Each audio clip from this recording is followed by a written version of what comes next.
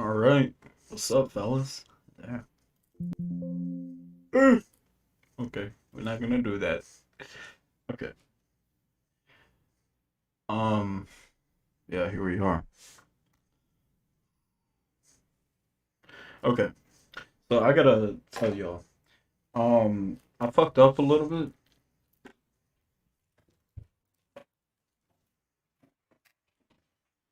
Okay. They just let dogs in my room. Oh shoot, the echo. No. I forgot when I monitor the audio, it's gonna double playback. Okay. Okay. So basically,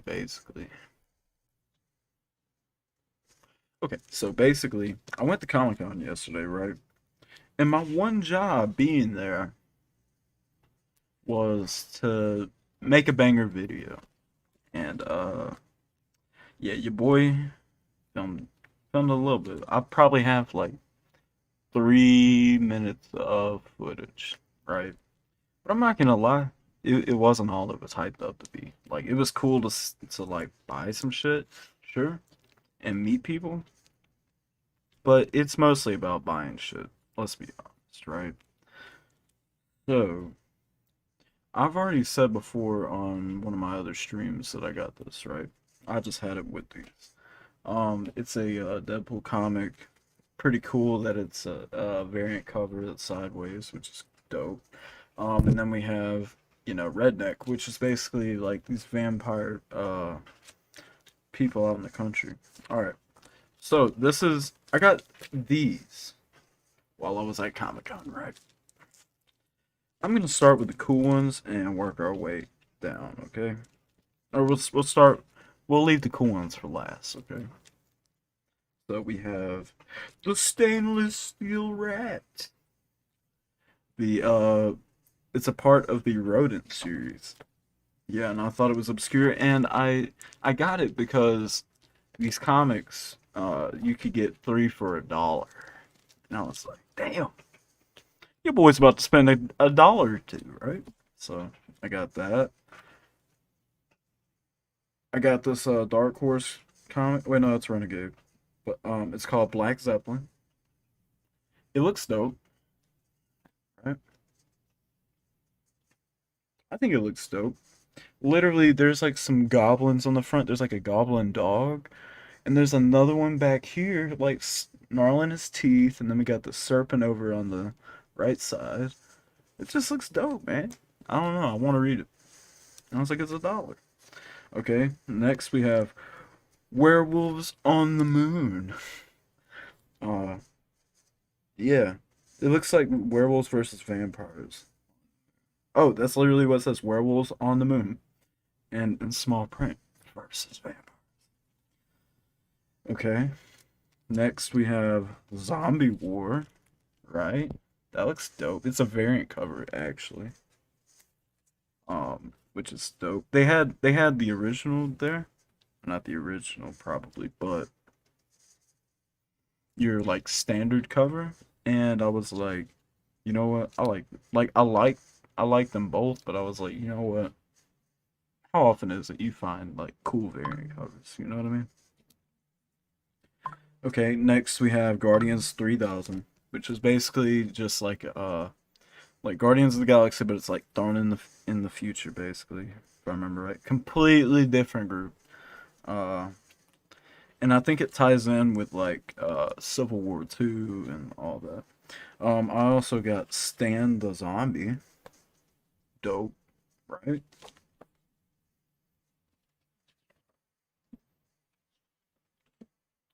Very dope.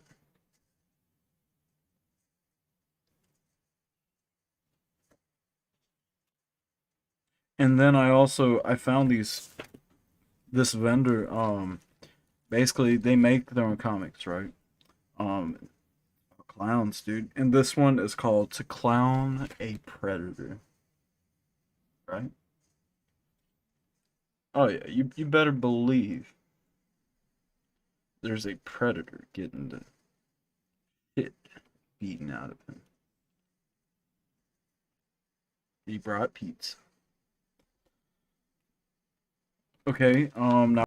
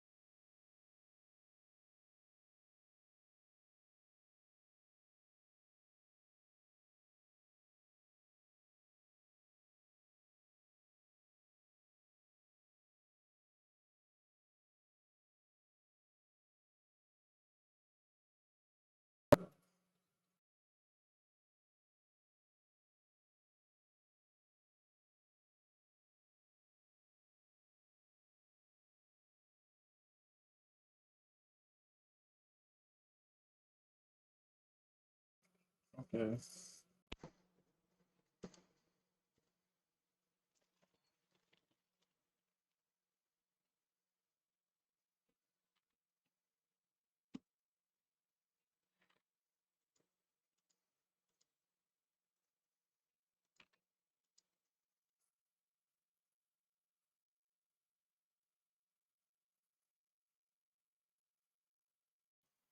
Sorry. Damn. Anyway, uh, that went great. So there's something up with the cable on my microphone. That's why it did that. Okay. So we got the Deadpool comic. I got an older Punisher comic, right? Looks dope. Just a very cool cover. Um, I didn't get it because it's like I didn't get any of these because I specifically like well except for like two of them because I was like, oh dude, I gotta read that, right? Well, there's a few of them I gotta read, but I'm just gonna put this out there. Yeah, I got New 52 Batman first edition, right? First edition, which is dope. Um, Standard cover, but I saw that and I remembered and I was like, dude, I have to get that. Um, because I always watch like Comic Storian on YouTube and stuff, so I was like super hyped to see that. I got this Ghost Rider comic, Ghost Rider and Blaze, which I think is Johnny Blaze's son, maybe, or it's just Johnny Blaze. I don't know. I got this dope ass variant Spider-Man cover.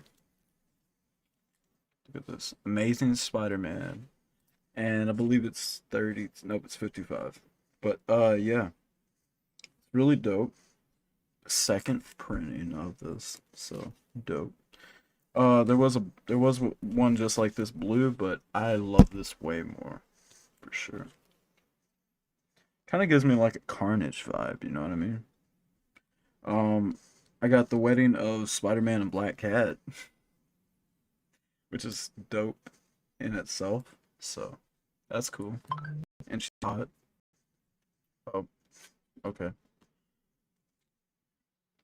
Oh, and I got I found this Indiana Jones comic, right? From Temple of Doom. So basically they made a three-part series for it.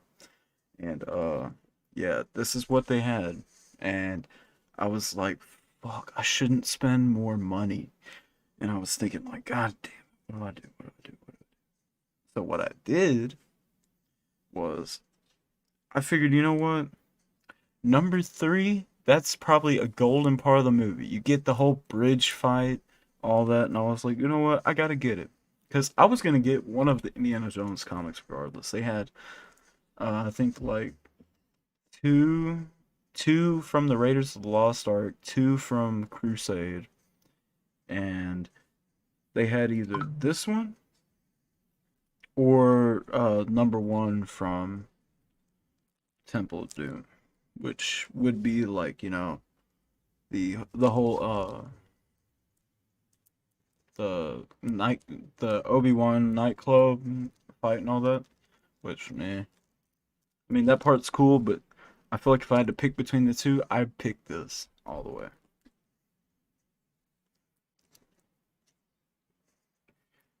And my biggest thing right here, guys.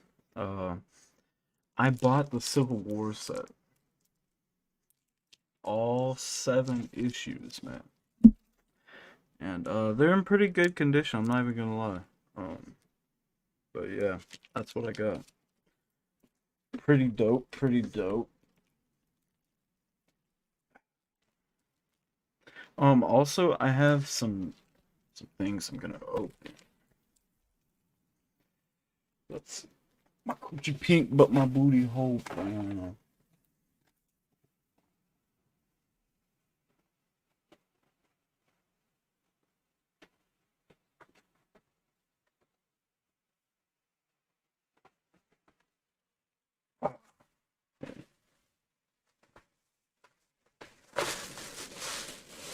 I'm in my top loaders, man. My sleeves, I mean.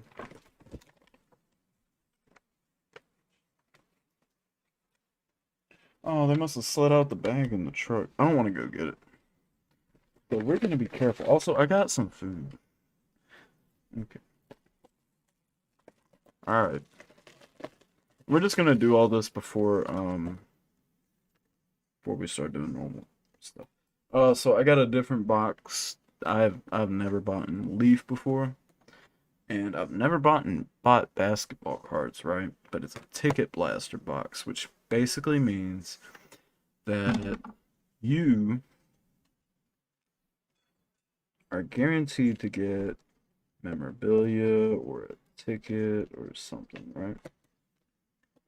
Which is dope, I think.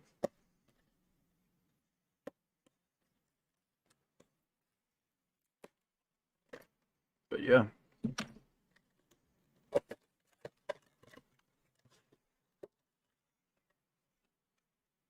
look at that. We got you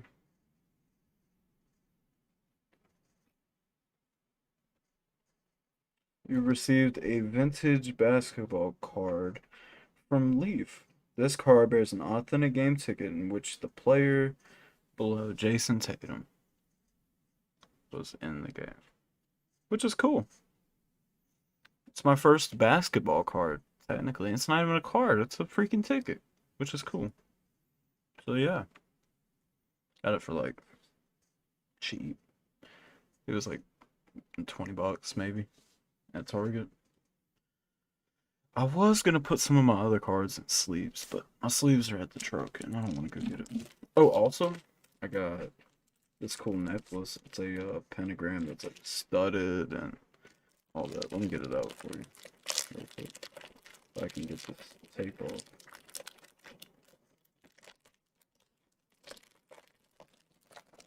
Here we go.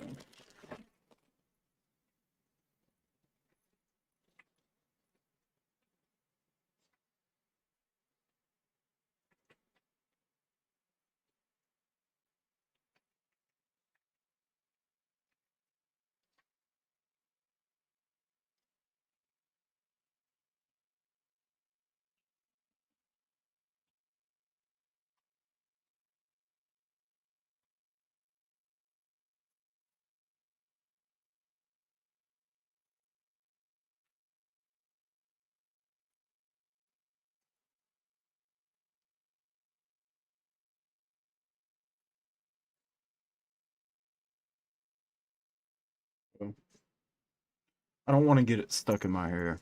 I'm gonna just keep it right here. I don't feel like fucking with that right now. I'm not even gonna lie. Oh, I got this Playboy uh trading card pack. Or collector cards, but they're centerfolds, which is cool. Um I probably can't open them on stream because if I remember, I've never owned a Playboy. I'm for real, but um, I I've always heard things about the centerfold, and if it's as good as they say it is, I shouldn't open those.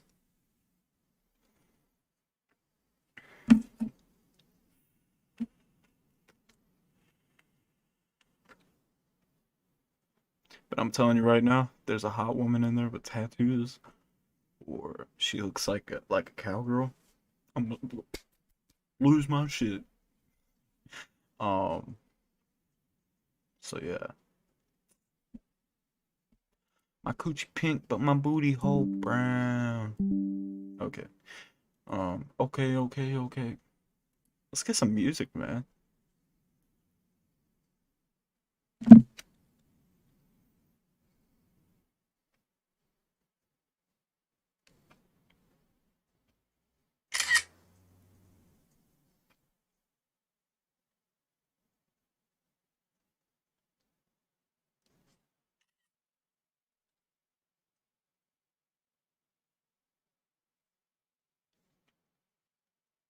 Boy, your forehead big as hell.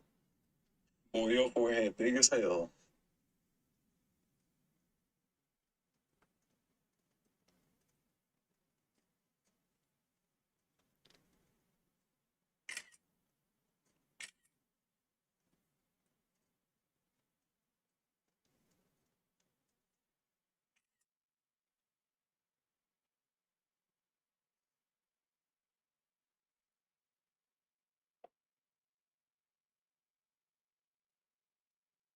I'm just pranking you. I got a 5 head, bro. Look at me. I'm just pranking you. I got a 5 head, bro. Look at me. I'm just pranking you. I got.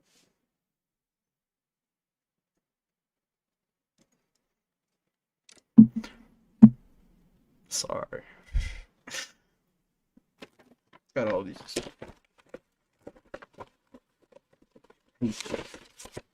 All right. Smash. God damn. Gonna try a steak escape. Okay. Oh my god, I'm turning that off. Because I know it's gotta be annoying during the fucking stream. Oh, we gotta watch the Gideon video. That's what it is. It's kind of alright. From what I saw in the thumbnail, it's kind of fucked up. I'm not even gonna lie. I'm not saying nothing yet. Because normally he's respectful and, you know, shit like that. But you never know. You never know what you're gonna get. A life is like a box of chocolates. You never know what you're gonna get, Jenny.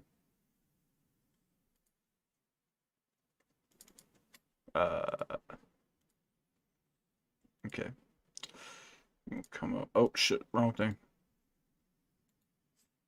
Watch out for me, I'm about to glow. Better watch out, watch out.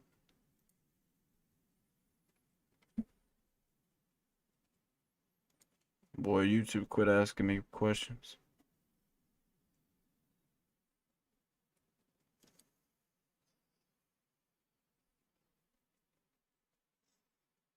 Shh.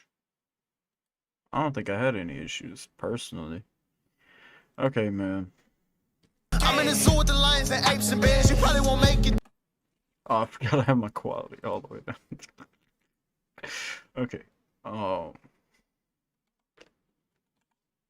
I'm in the zoo with the lions of apes and bears. They probably won't take them there. If they don't want to smoke with me, they don't really take them there.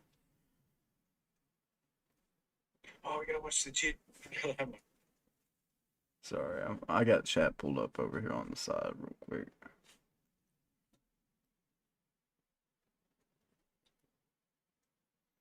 Is it probably? All right, got chat pulled up.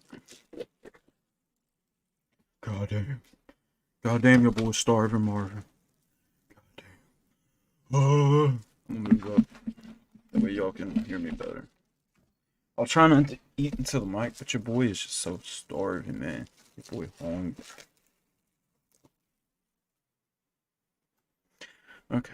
I'm in the zoo with the lions and apes and bears. You probably won't make it there. One of the options, they say they want to smoke with me. You don't want to take it there. Whoa, don't flip me off. That is not cool. Double flip off? Sir, keep going. Now I gotta put you in your cage. Sir. Yo, what's good with y'all boys, man? So, I gotta go to Walmart to go get some things. Just a quick little run, man. I'm gonna bring you guys with me. Nothing crazy, bro. I'm on my David Dobrik stuff. Yo, Blazin'! You wanna come to Walmart with us?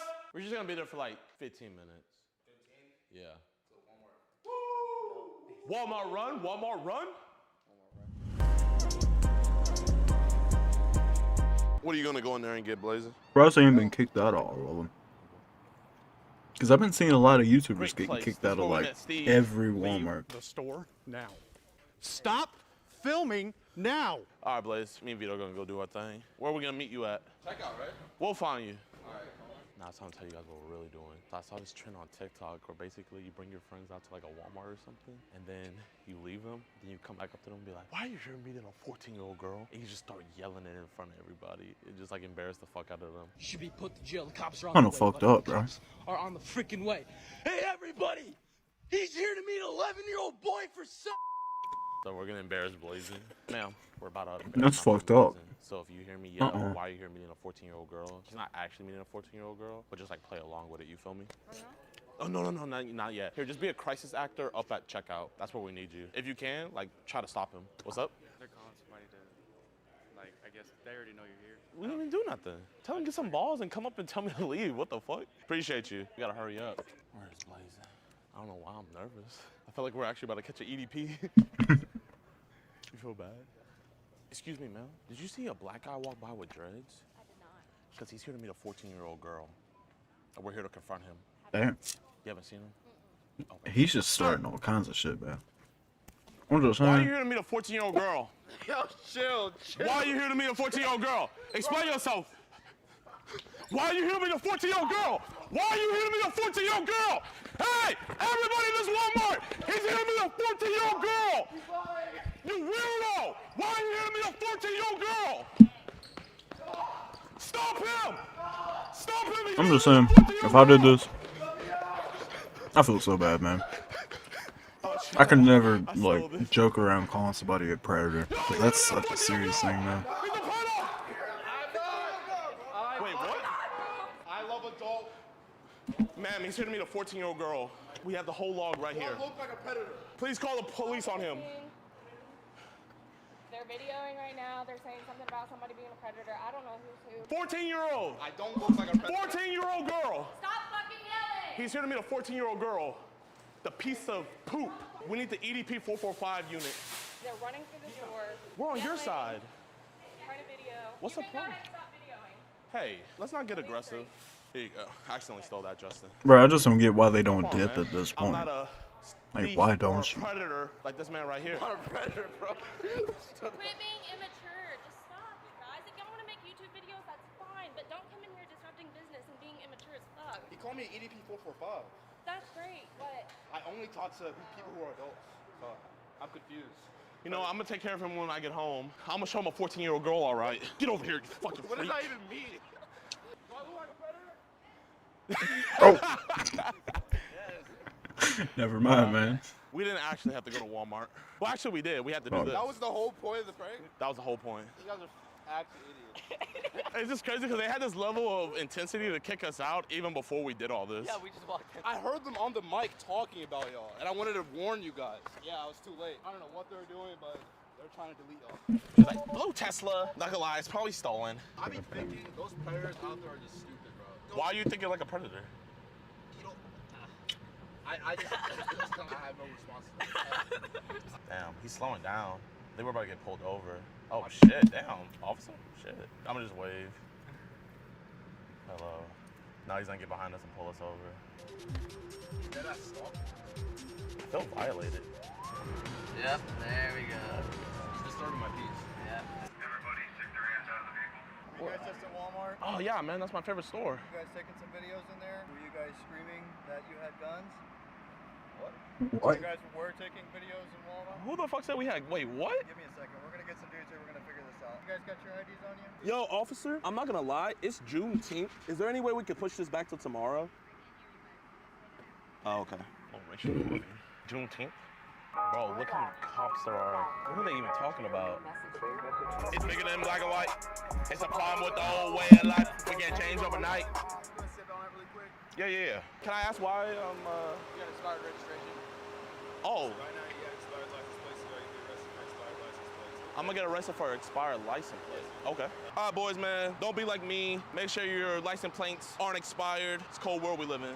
All right, we gotta go. So, Jadiana's got arrested, unexpected, whole thing escalated. The cops literally stalked us like some sort of GTA 5 simulation, I swear to God, bro. Last episode of Demon Slayer and Vinland Saga released yesterday. I want to see what Thorfinn's gonna do in this last episode. And what is Tondro gonna do when finding the demons, you know what I'm saying? We're officially free to go. So they don't know his charge yet, so we technically can't get him out. Brody said in there, he said as soon as we know his charge, everything's good. He'll let us know, but we'll see. All this because somebody told him that he had a gun, bro.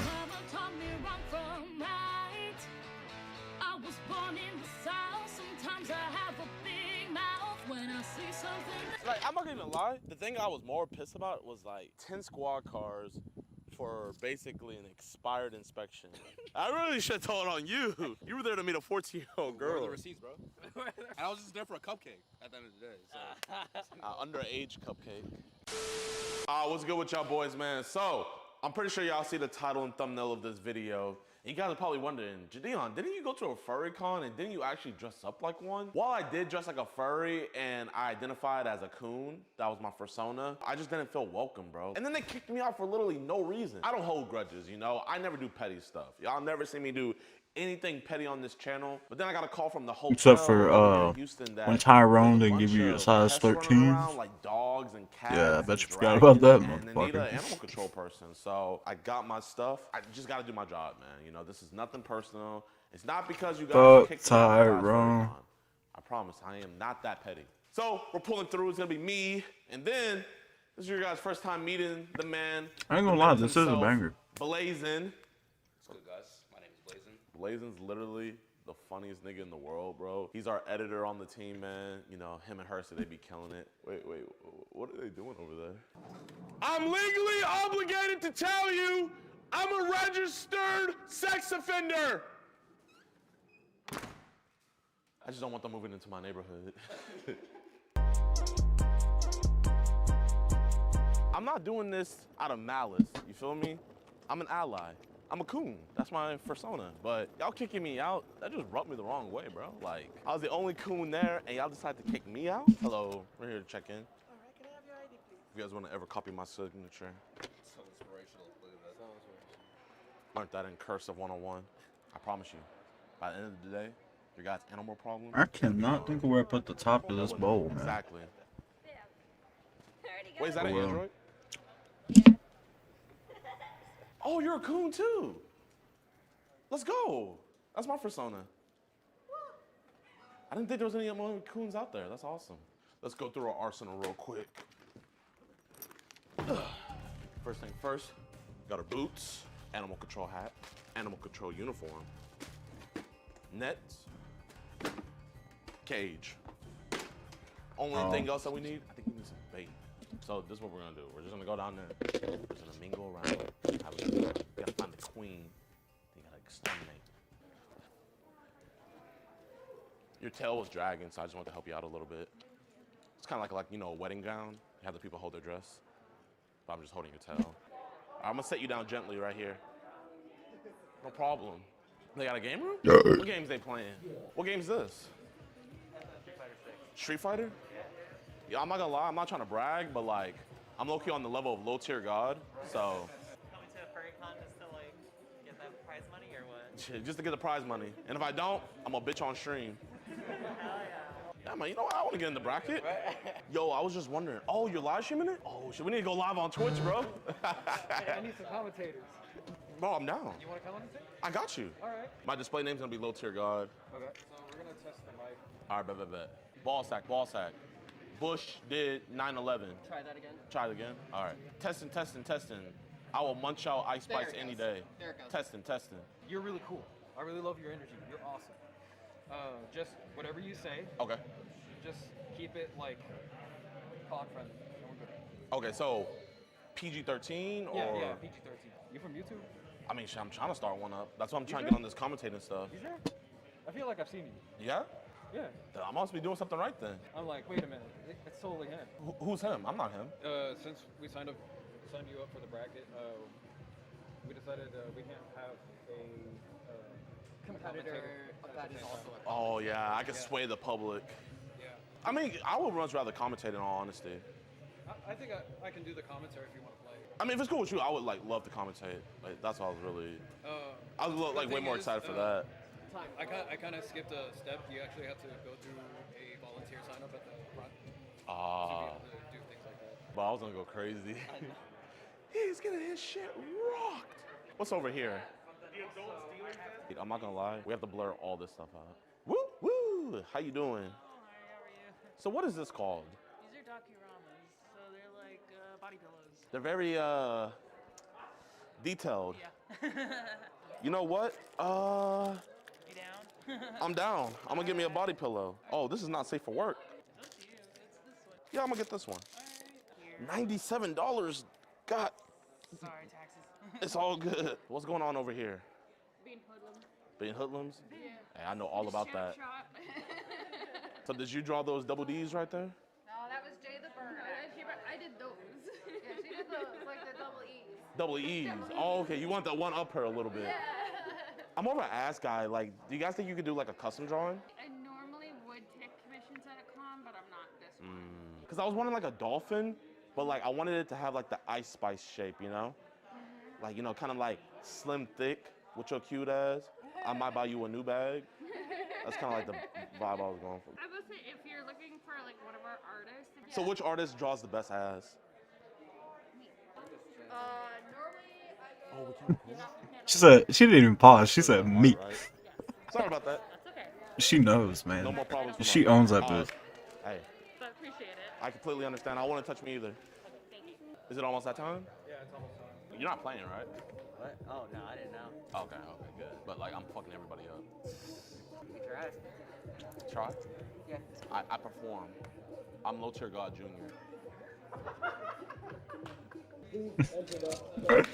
Yo. What a menace, man. He told me he wasn't lying. Let's go, my man. Tighten up, tighten up, tighten up. Blow, hit her in the clitoris, hit her in the clitoris. She finished him with the KSI forearm. My man, you won that? Yeah. Come on, bro. You gotta switch up the characters, man. You know she's broken. Like, you can't do that. That's not cool. Next up, we're gonna get Bella Leggy and Low Tier God Bob. Yo, is it cool if I use your controller? Hell no. Why not? What? But you already got it broken in now. Man, I just want to play off a professional controller. I said hell no. What the frick, man? All right. I'll see you in the semifinals. If you make it there. Whoa, what's up? What's up? Meet me. If you make it there. Meet me on the streets. I know you don't have to play with OP characters like her. I know you actually got skill. You know what I mean? Hey, we gotta make some noise, man. This FurryCon, we in this. I gotta play like L from Death Note. Yes, please do. Whoa! Get drop kicked! Let's go! Let's go! Oh, I'm twerking? Let me throw it back. Let me throw it back. Wait, hold up. I'm throwing it back. Chill. Let's go! Ooh. Damn. What the Thought I was fuck? feeling you? That nigga a munch. Bitch, I'm a baddie. I get what I want. Oh. Bro, he getting cooked. He down to. He's a one hit, man. Hey, you got a one? Ah, damn. Meet me in the loser's bracket. That's if you're there. What you say? That's if you're still there. Why are you so mean, bro?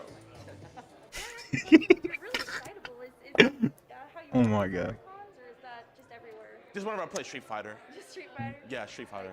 Like when I'm on Fortnite, I'm as cool as a cucumber, but Would it be okay if we talk to you just really friendly? We just wondering. We'll take you to somewhere else so it's quieter. So we don't want to make a scene or anything. oh yeah, what's up? We just want to talk about noise level. Yeah. How about we go over there for now? Just in Okay, the bet. hallway, all the way again. And try to keep the tone just a little bit down because we can hear Oh. you all the way at the other. Was that too connection. loud? A little bit. But you, We're not mad. We Yeah. just want to make sure that the situation doesn't get out of control. I was getting clapped up in there, so like I was just so frustrated. Excited. But like I was having fun though, you know? Yeah, no, that's fine. Because it is a minor safe, friendly place. So also we have to be careful with what you're doing because minors. Oh yeah, I love minors, bro. It's all good. Wait, what? Ah, boys. Wait, what? It's time.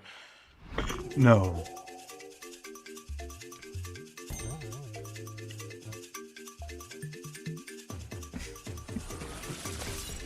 What the fuck?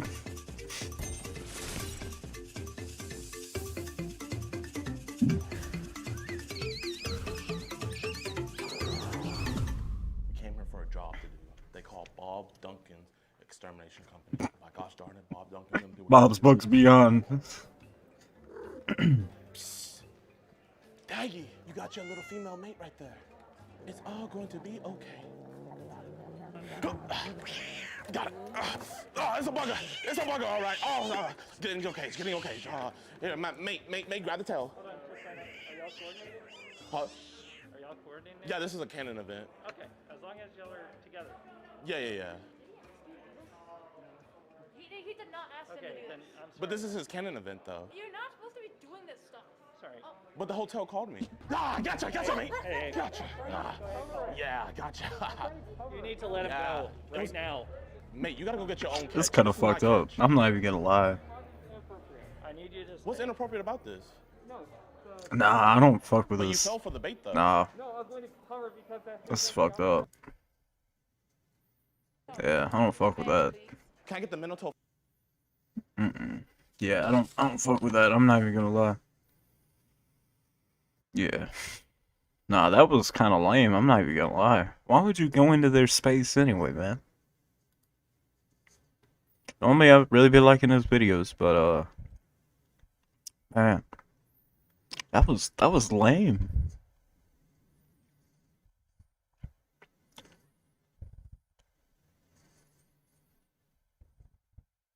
Cause they're just in there trying to enjoy themselves. You know what I mean?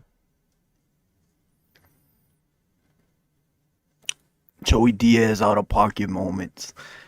I ain't gonna lie. I'm just kind of browsing, sitting here bored as hell. I don't have nothing else to do, so that's what we do.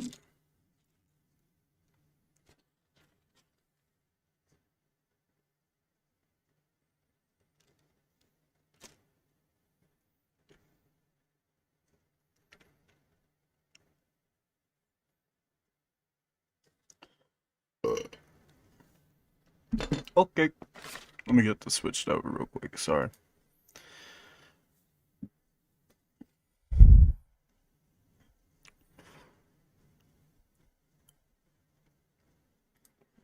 All right. Yeah, that was fucked up. I'm not even gonna lie. You ever fuck somebody with handcuffs on their legs? I kept waiting to see if it would get better, but it never got Shit, I better. take the legs out of the pants. I open up those two legs like I fucking own the fort. Wait, God what damn, about Joey. public bathrooms? That too. No fucking way. I don't give a fuck. If you're looking in here, it means you're looking for dick to the peephole. You know what I'm saying? No, man, you're supposed to be like a catcher. I You take get the down and leg out. I squat. take the leg out, and then I rip my one ass cheek up, and I put it on the toilet seat, so there's no misunderstanding. So my asshole is in perfect position. God, It's like when the Koreans are gonna send a missile. You know that thing moves over. Just like that. I'm positioned to open up the fucking thing. I fingered an Indian chick in Boise, Idaho one time on the dance floor. I was fingering her. She had a yeast infection. How can, I took my hand out and it was covered in yogurt. How the fuck does that happen? Do you know what I'm saying? Yeah. I mean, how the fuck? Did you hear that fart? That was a good fart. It was a good fart. You did? Yeah. Kombucha. And she was good looking. But then one night he took her to a party and she sucked 22 dicks. Come on. I heard she burped and came out at the end and said, "Who's next?" What the fuck? So then She I heard, burped. like a month later, she blew 18 more guys. Come on. So they started calling her Marathon Woman. And she would sit in class and people would go, Marathon, Marathon. I'll never forget her taking a picture. She was a year older than me and looking at the yearbook and seeing her like Marathon, and then like seeing like her name, like Mary, whatever her name was, and most likely to succeed. And I'm like, she sucked 40 dicks in 2 nights without even burping. You know what I'm saying? Like, dude, you'll never see a black Boy Scout. You'll never see Mr. Williams let his kid be a Boy Scout. He knows those are racist in training and shit. Even though there's a thousand of them, but I'm gonna go with John. You shouldn't be a black Boy Scout. I'm just gonna say. I'm telling you right now, you never seen a black Boy Scout. They're either gay or KKK. Those little kids, they either come out to be gay or KKK. Either the fucking troop leader fucks them in the muffler, Sandusky style. Not in the muffler. Fucking Joey Diaz, man. Okay, I didn't know Out of Pocket would just be him talking about fucking like 24,000 times. You know, motherfucker. I want to watch something kind of trippy, or like some kind of documentary. What's it called?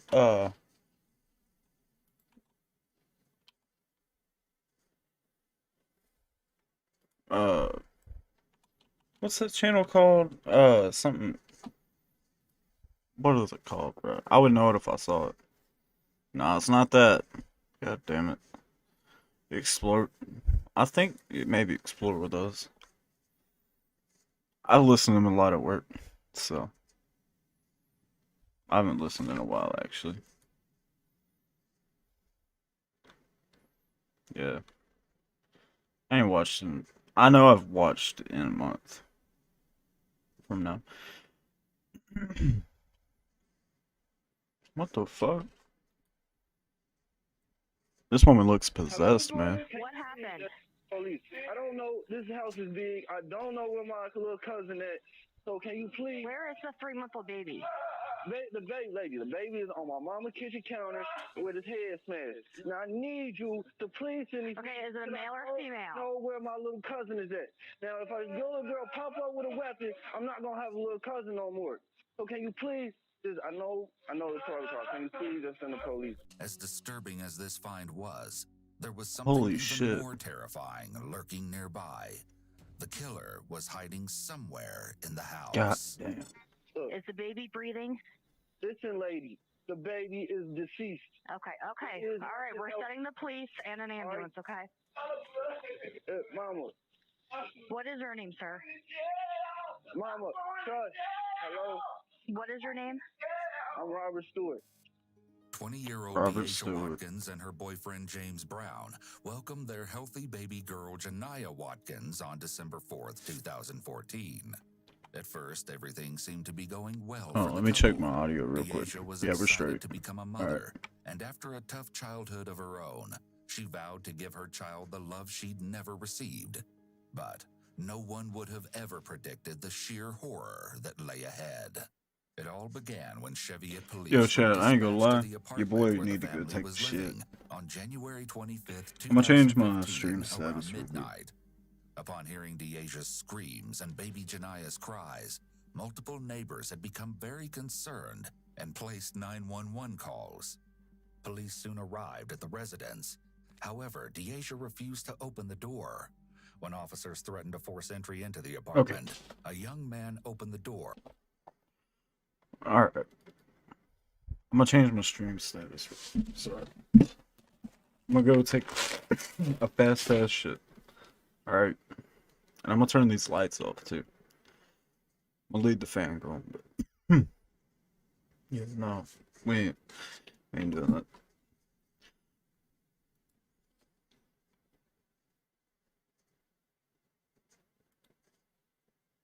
Let's see.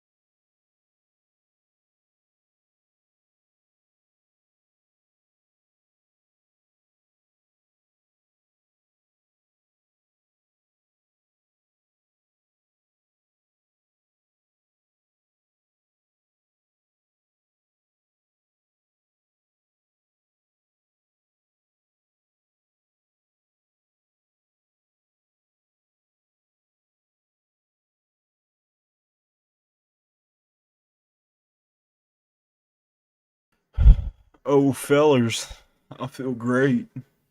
Danny, how you feel? I feel great. I'm playing. That wasn't my mic.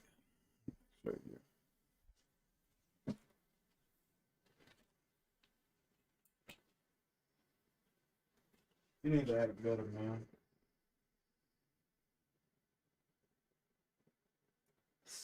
Danny, how you feel? I feel great.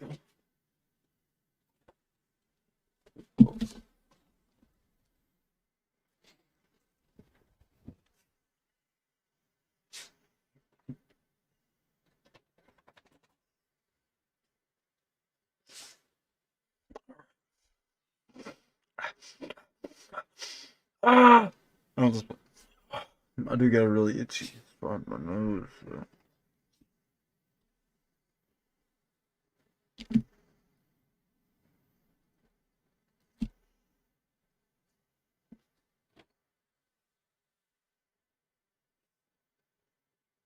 Hey, grab something real quick, sir.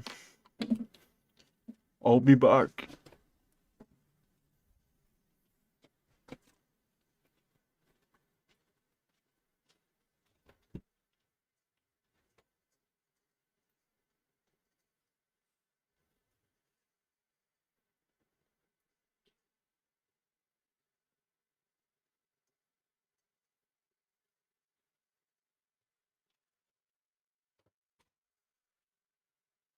Get the dogs out my room. Drop the shit.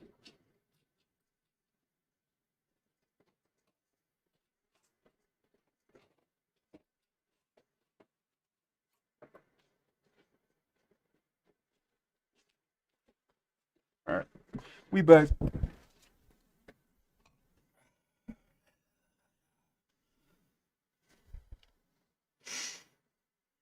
Hit the lights. Okay. Let's get over back to what we were doing. Alright, I'm just back up. See here. To the apartment where the family was living on January 25th, 2015, around midnight. Upon hearing Deaja's screams and baby Janiah's cries, multiple neighbors had become very concerned and placed 911 calls. Police soon arrived at the residence. However, Deaja refused to open the door.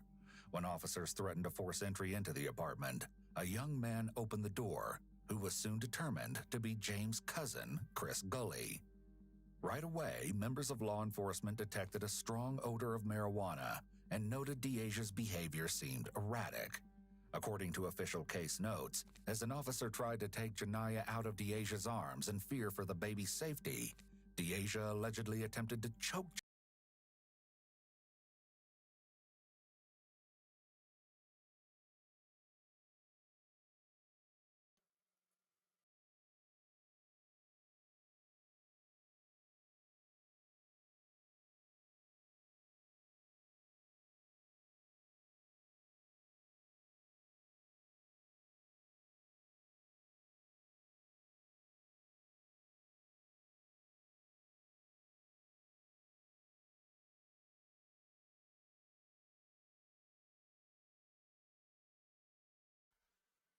But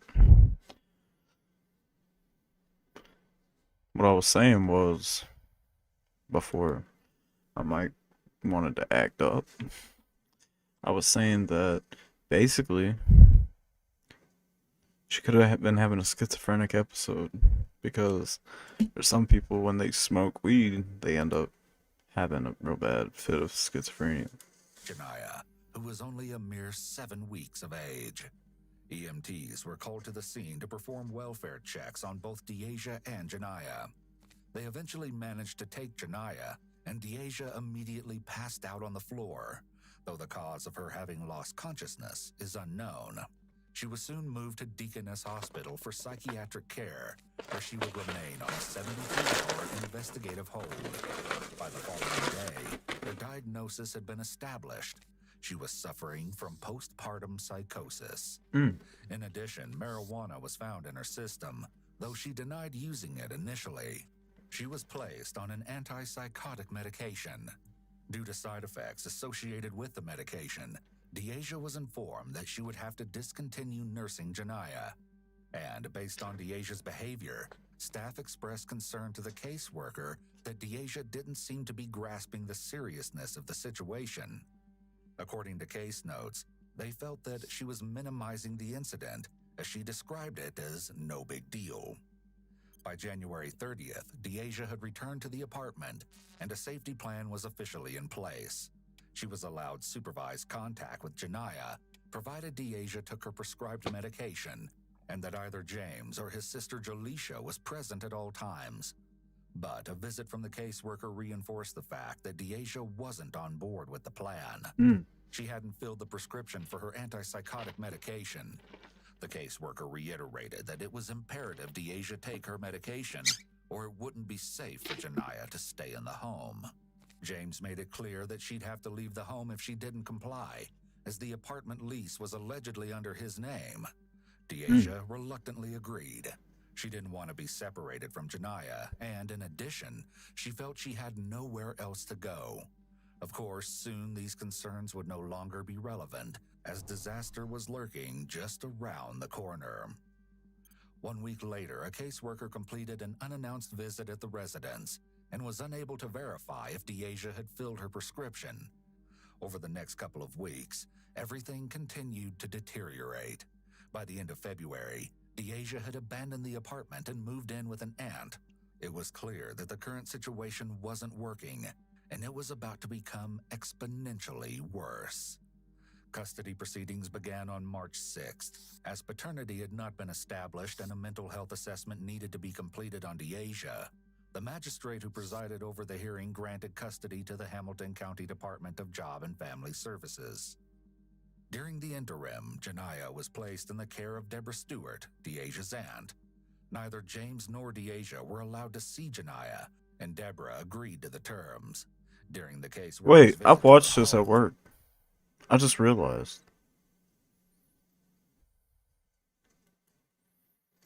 Yeah, I just listened to this at work like 3 days ago, man.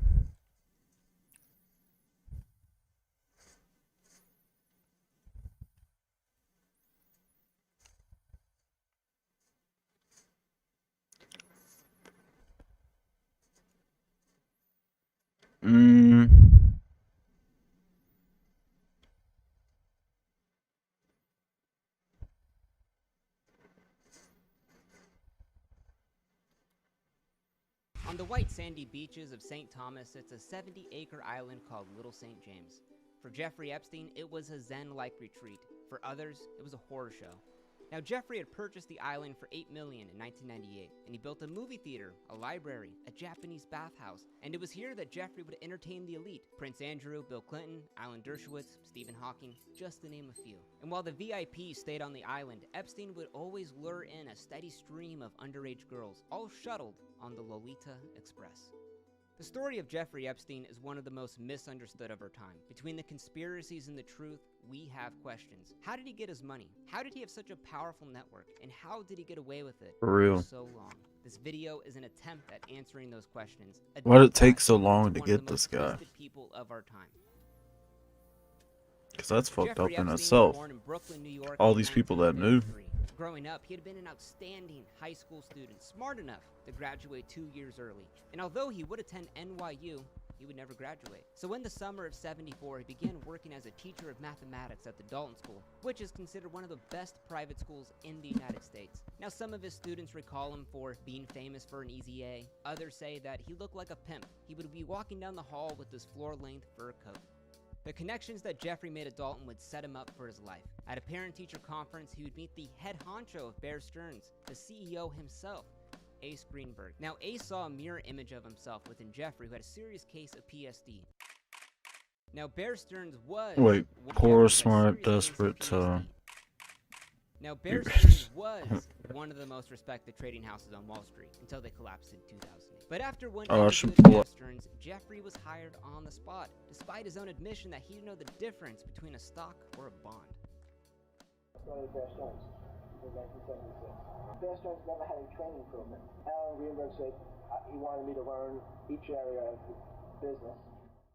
Now, by his 25th birthday, he was made a limited partner of the firm, which is absolutely insane. He had a stable of ultra-wealthy clients, and he had just purchased a townhome in the Upper East Side in Manhattan. Jeffrey had made it, until one day HR calls Epstein into a meeting. That's not a good feeling. Now, they had discovered that he had lied on his resume. He had never completed his degree. When word of this reached the CEO, the man who had hired him, Ace Greenberg, he found himself in a bit of a pickle because Jeffrey was hooking up with the secretary. But that's not even the worst part. Jeffrey was also under investigation from the SEC for insider trading. Now, with all of this happening, he would hand in his resignation, take his $100,000 bonus, and head on home. It was now time for Jeffrey Epstein to take on the world by himself, with no rules or regulations to hold him back.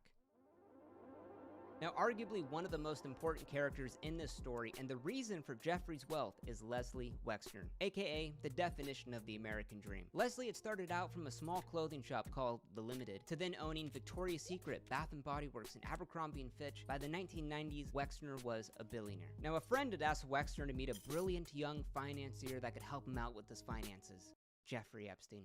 And from the first meeting, Epstein and Wexner hit it off. They were just two boys from Brooklyn who came from nothing and now had everything. The two would be virtually inseparable. Now, during his time as Wexner's financial guru, Epstein's personal wealth grew, earning more than $400 million from him. Now, how did Jeffrey get that kind of money? You see, Wexner had signed a power of attorney over his $4.8 billion estate and gave complete control to Jeffrey Epstein. He could purchase real estate, cut checks, and even take out loans in Wexner's name. Jeffrey even transferred Wexner's New York mansion to himself for $0. The infamous Epstein mansion that is valued today at $78 million, Epstein got for free. Now, Wexner thought Epstein was a money manager who knew better than him and knew what he was doing, and that signing this power of attorney, that's just what you do. And for the next 16 years, that one document gave Jeffrey unmatched authority over his entire estate.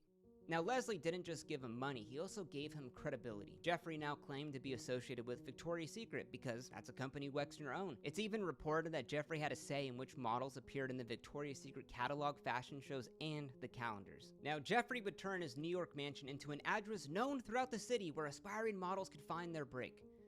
But no model ever found their break there. I can't go into the graphic details, but Jeffrey would abuse girls thinking that they were gonna get casted, a casting couch. All in all, Wexner became Epstein's one-way ticket to that billionaire lifestyle. So how does it all look? Is my hair good? It's all good. Right, we're rolling? Now, Ghislaine Maxwell was born into fame and fortune. So to understand her role in Epstein's life, we need to look at her father, Robert Maxwell. See, he was a man that went from a poor refugee to becoming a billionaire media mogul with newspapers all around the globe. And out of all of his children, Ghislaine was his favorite. Throughout her teenage years, Ghislaine would join her father in the high society party circuit, where they would meet the royal family, the Kennedys, the Clintons. She was known as the social butterfly. Now, by the time Ghislaine went to Oxford University, her father forbid her for bringing home any boyfriends. See, Robert viewed any man near his daughter as a threat to the Maxwell family fortune. So Ghislaine would have to remain daddy's little girl forever. Until November 5th, 1991. Robert Maxwell disappeared off of his yacht, the Lady Ghislaine. Yes, he named his $10 million yacht after his daughter. Now, officials said that he had died of a heart attack while taking a whiz off at the side of his yacht and accidentally fell off. Now, after his death, Robert's secrets would start to come to the surface. He had stolen over $400 million from pension funds of the newspapers he owned around the world, all to prop up his crumbling publishing empire. Now, the fallout from Robert Maxwell's death left the family reputation in tatters and bankrupt. So to start a new clean slate for herself, Ghislaine moved from London to New York to create a new life. The diamonds, the yachts, the servants she all grew up with were gone, and she would do dang near anything to get that back. Arriving in the Big Apple after the death of her father, Jeffrey and Ghislaine would meet at a cocktail party for the Daily Mirror. He had introduced himself to her as an international man of mystery, and for Ghislaine, it was everything she wanted: money. Simply that. And the two would start a romantic relationship, and while they dated for a bit, they would just become platonic friends. Best friends, as Jeffrey said in a 2003 Vanity Fair article. Ghislaine would replace the role of her controlling father with Jeffrey Epstein. Now, the motivations for her friendship with Epstein still remain a big debate. Did she want to marry him? Was it all an act? Was it just two grifters trying to outgrift each other? Who knows? But what is known is that Ghislaine introduced Epstein to the elite in society, the elite that she grew up with. Now, reports of her recruiting girls for Epstein's scheme are alleged to have started in 1994, and from there, she would work with them to recruit, groom, and ultimately abuse countless victims. Now, this next part is hard for me to talk about because I want to come off as apolitical as possible. This is not a story about the left or the right, it's about people in power.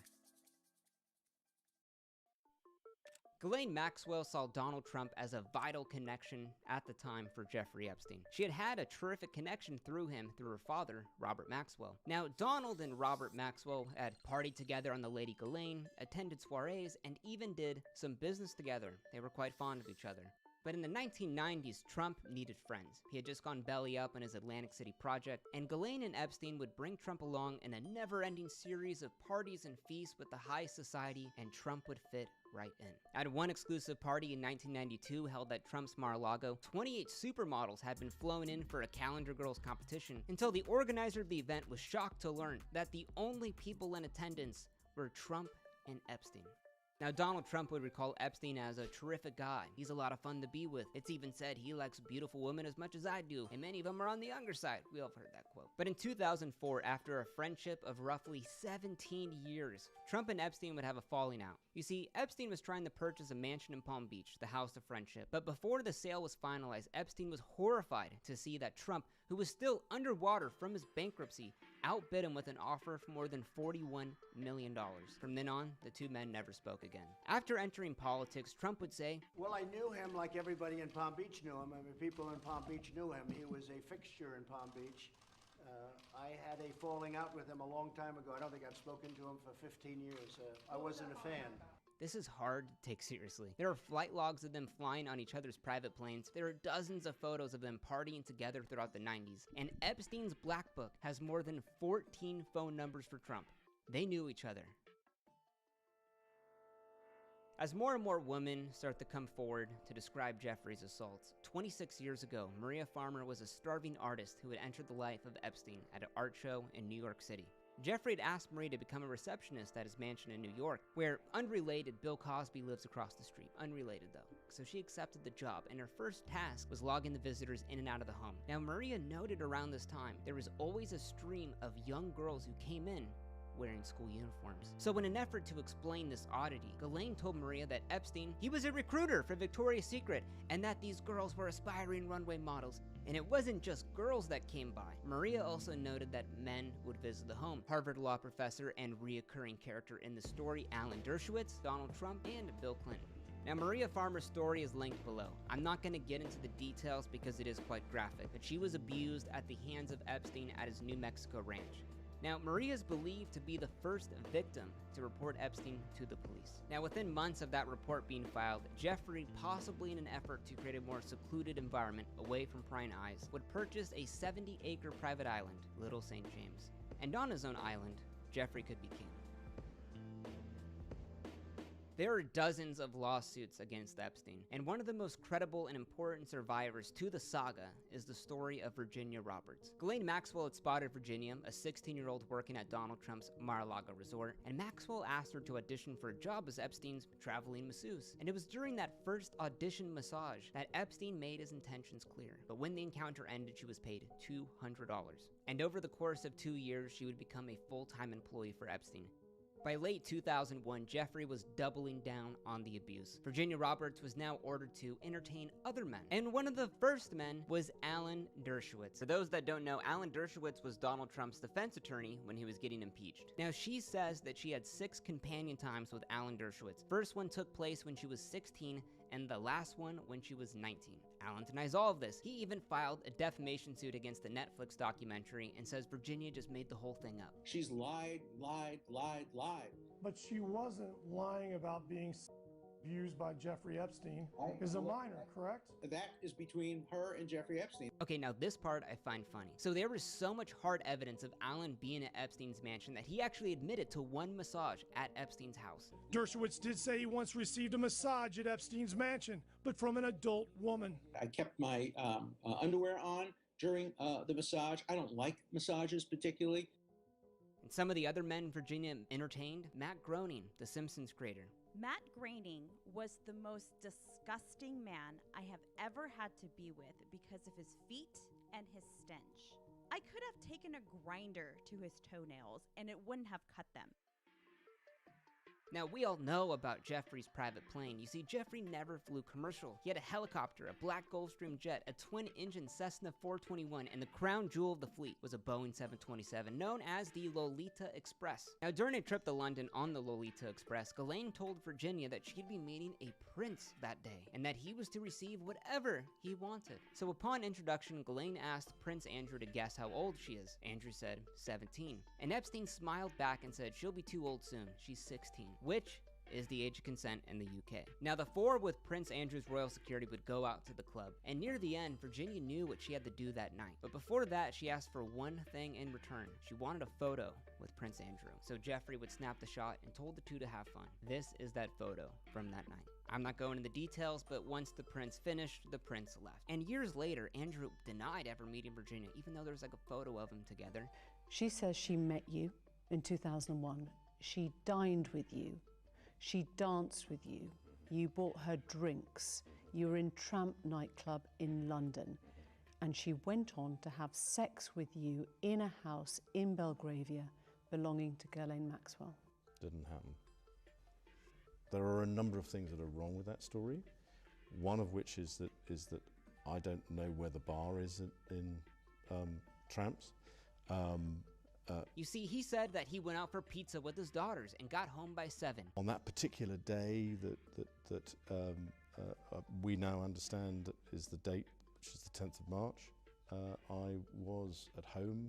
I was with the children. I'd taken Beatrice to a Pizza Express in Woking for a party at I suppose sort of 4 or 5 in the afternoon.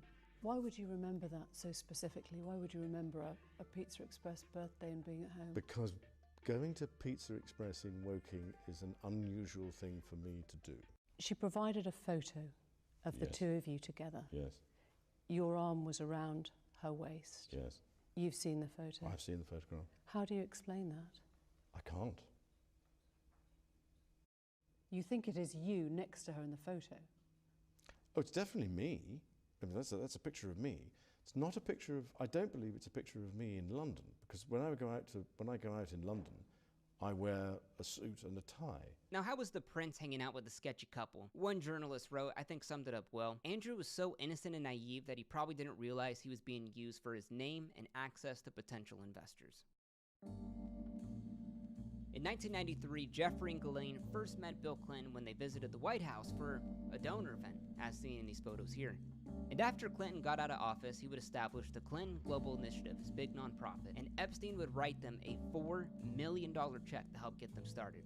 One reporter wrote, what attracted Clinton to Epstein was simple. He had money and he had a plane. Now, the two, just like Trump, were good friends. Jeffrey's black book had over 20 numbers for Bill, and Clinton flew at least 26 times on Mr. Epstein's plane. Now, here's what's interesting. Epstein had 3 pilots, and only one of them kept record of the passengers. So that's the only log in existence. It really makes you think about who else went on those flights. Now, for all the conspiracies over Bill Clinton, trust me, I'm not a fan of the guy at all. Virginia Roberts, our most credible witness, says she never saw Bill Clinton have any companion time. But she says she did see him on the island with 2 other girls, and that it would have been hard to overlook the sketchy parts of Epstein. You know, the adult-themed items strewn throughout the house, his creepy painting of him in a blue dress. How could you not ignore that?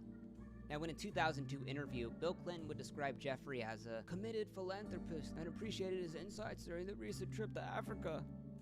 Now, this trip to Africa was with Kevin Spacey, Chris Tucker, and Bill Clinton, and this was all on Jeffrey's private plane. Now, Sean T. Davis, another victim of Epstein, who can be seen in these photos massaging Bill Clinton's neck, was also on that Africa trip. Now, at first glance, these photos look creepy, but Davis, the girl in the photo, she was 22 years old at the time. Now, I looked into everything about this. She just states that it was simply a neck massage. Quote, President Clinton was a perfect gentleman during the trip, and I absolutely saw no foul play involving him. Now, in his later years, Clinton would put out a statement, about his relationship with Jeffrey, admitting that he did take those 4 trips on his private plane, and he met with them in his home in New York, though he says he never met on the island. But there's a lot of contradictory eyewitness reports against that. Now, do I think Bill Clinton did some sketchy stuff? Hell yeah. Is there any hard evidence to prove that? No. Now, by the time Jeffrey was turning 50, he was going through a bit of a midlife crisis. You see, he was having the realization that he'd probably never have kids, and that he would have no legacy to leave behind. So he made a deal with Virginia. He would give her a mansion and a monthly stipend if she was going to bear his child.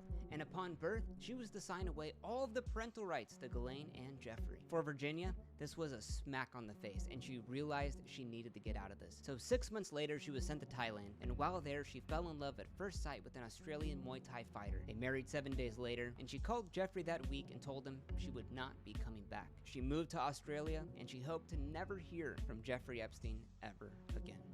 Now, even if Jeffrey couldn't have a kid with Virginia, he could still maybe call some of his friends, who owed him some favors. You see, Jeffrey was a patron of the sciences, donated millions to universities and research. Now, with Jeffrey wanting children, he would help launch the Harvard Program for Evolutionary Dynamics with a $6.5 million donation. Now, the goal of this was to extract the best genes for gene pool research. Now, this was revealed in the New York Times. This is not a conspiracy. Epstein wanted to use this perfect DNA to impregnate 20 women at his New Mexico ranch, or what he called his baby farm. He even built a dorm and an underground hospital for the births. What we are talking about here, ladies and gentlemen, is eugenics. Now, once Epstein's Harvard donation was revealed in 2019, Harvard would shut down the center.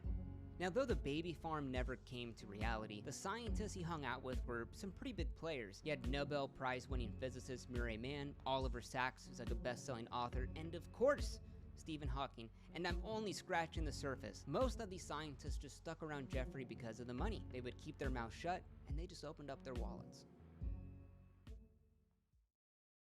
2 female students were scrapping at the local high school. When teachers broke up the fight, they found $300 in cash on one of the girls. Suspecting maybe she was selling illegal substances, her parents were contacted to explain where did the money come from, and the girl immediately broke down and said that a man had been paying her for massages. Now, when the school called Palm Beach PD, they knew exactly who they were talking about. Jeffrey Epstein. You see, Jeffrey was known to the department. He had just donated a $90,000 firearms training simulator the year before, and had even coordinated with them for the security of Prince Andrew when he was in town. So if these allegations were true, Jeffrey had played the police department. Investigators put the house under surveillance and discovered that the entire staff at his mansion was to solely serve the purpose of his trafficking operation. Chauffeurs were hired to drive the girls home. Chefs were on hand to feed them when they were hungry, and even one worker brought bouquets of roses to the high school plays. Now, the detectives had even sifted through Epstein's garbage, and they'd found some very incriminating evidence. The phone numbers of high school girls, feminine hygiene products, adult toys, books like Slavecraft, The Roadmap to Servitude, and most importantly, one of the girls' high school report card.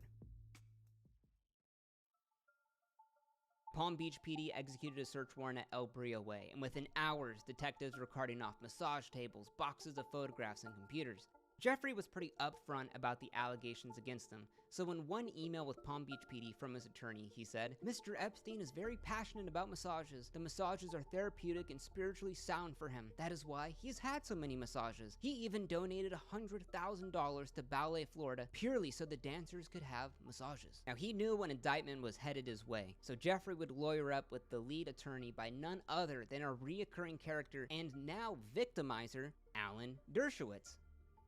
On July 23, 2006, the grand jury returns an indictment for 1 count of solicitation of a minor for prostitution. Jeffrey was picked up by police, and just 2 hours later, he was back on the street after posting his bond of $3,000, which is absolutely insane. Now, at this point, the chief of police felt that they had really abandoned the victims, allowing Epstein to walk the street again when there were dozens of victims. So he would bring the case to the FBI, Operation Leap Year.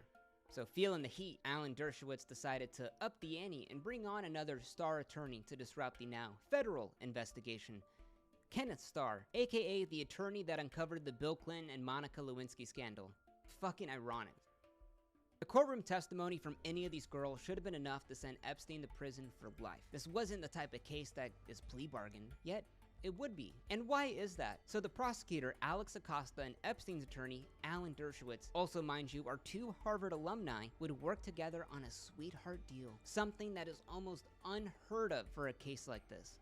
So with the endless back and forth, Epstein would plead guilty on June 30th, 2008 to 1 count of procuring. Jeffrey Epstein went to jail just before 10 this morning. He pleaded guilty in open court. So Epstein would serve 18 months in county lockup, and here's one part of the deal that was quite interesting. It stated that all named and unnamed co-conspirators are granted immunity from future state and federal charges. Ghislaine Maxwell was granted immunity. From the outside, why did Alex Acosta agree to this?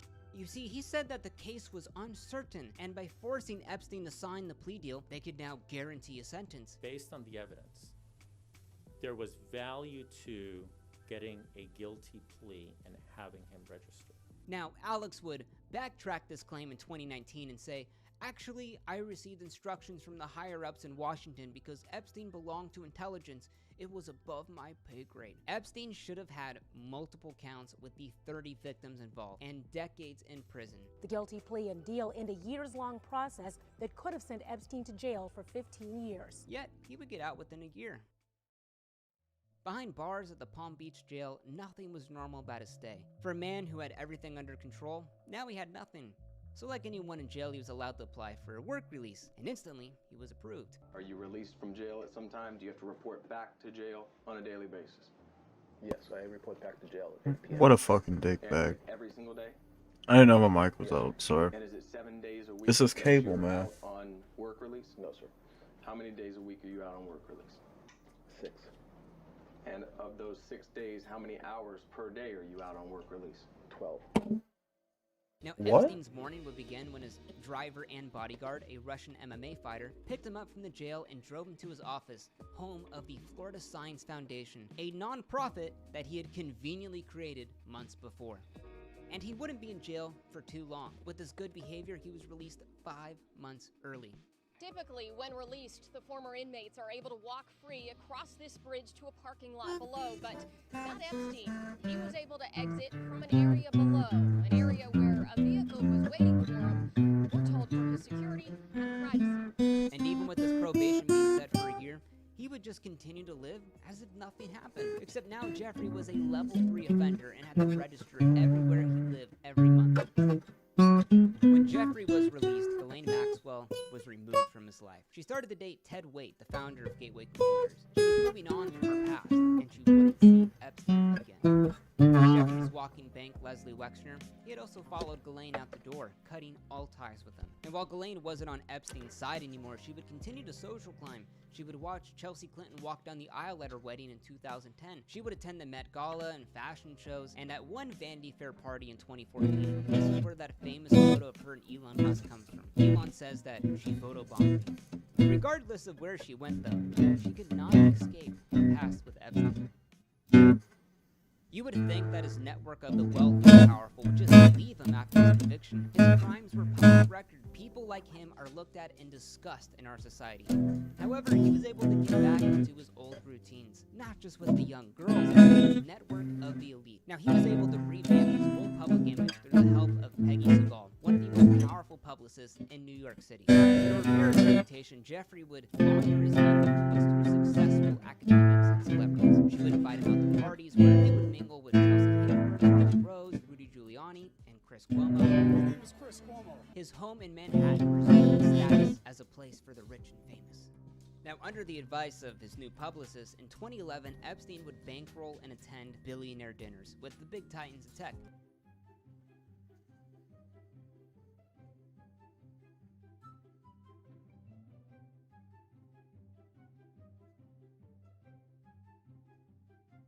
And according to the New York Times, when Epstein stopped donating money in 2016 to the billionaire dinners, it just stopped them altogether. Now let's talk about Bill Gates real quick.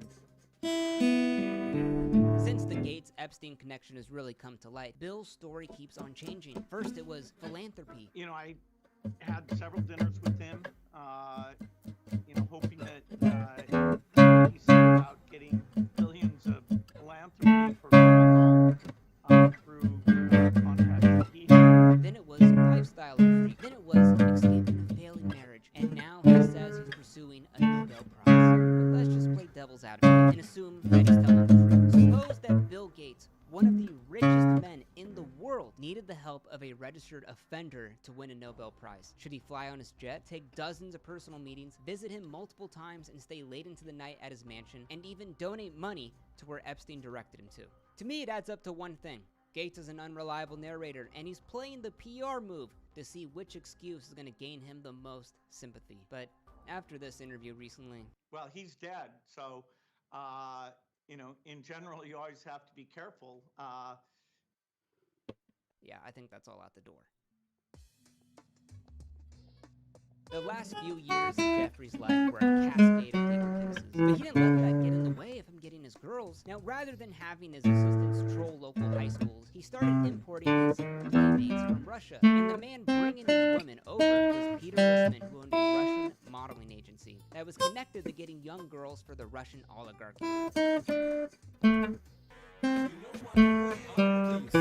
back to me next week when I take Paul Savina's advice and if you fucking go.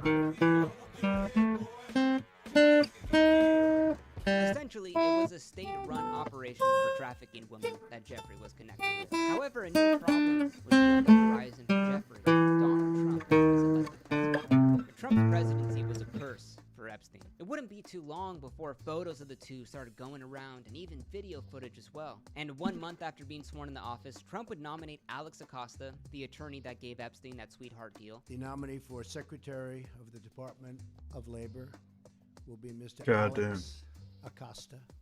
To the position of Secretary of Labor. And while the Senate would confirm his pick, behind closed doors, investigative reporters at the Miami Herald began to take a closer look. And they would soon reveal his role in that 2007 plea deal that Epstein got. By 2019, with the height of the Me Too movement, the court ruled that Alex Acosta had illegally pulled that plea deal from the victims, and under all the public pressure from members of Congress, both sides, the Justice Department announced that Epstein's 2007 case is going to be reinvestigated.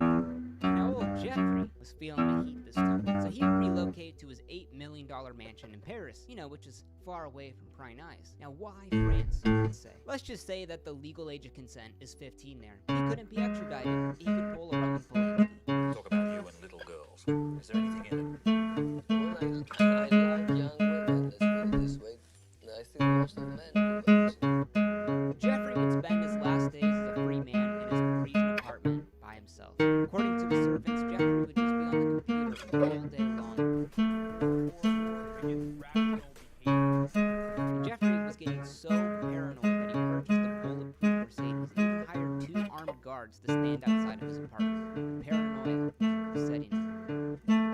Now, at the same time, Ghislaine Maxwell was feeling the heat because this immunity that she was granted in 2007, well, that's out the door. So she would meet Prince Andrew in London for a little chit-chat. Were they meeting to get their story straight, or was it a warning about the legal impending disaster about to happen? Who knows? But 5 months from this meeting, Prince Andrew would appear on his infamous BBC interview, to which he admitted to meeting with Ghislaine. It was earlier this year, funny enough, in the summer. In the spring, summer. She was here doing some rallying. But said that their conversation had nothing to do with Epstein. And that was the last time? Yeah. Did you discuss Epstein at all then? No, actually, funny enough, no, not at all. There wasn't anything to discuss about him. Because he wasn't in the news. It wasn't, it was just... we moved on. And from that meeting, Ghislaine would be seen less and less in the public's eye. She would dissolve every single one of her corporations and nonprofits and move in with another boyfriend. This may have been an attempt for Ghislaine to just try to live a life. Dozens of FBI officers were at the tarmac of Teterboro Airport with the warrant in hand. For the last couple of months, they had been tracking his movements, and they had just received word that Epstein's plane was landing within minutes. As the wheels hit the tarmac, sirens were blaring, guns ablazing, and with no resistance, Jeffrey got out and was placed in the handcuffs. While he was being driven to jail, his mansion was being raided. His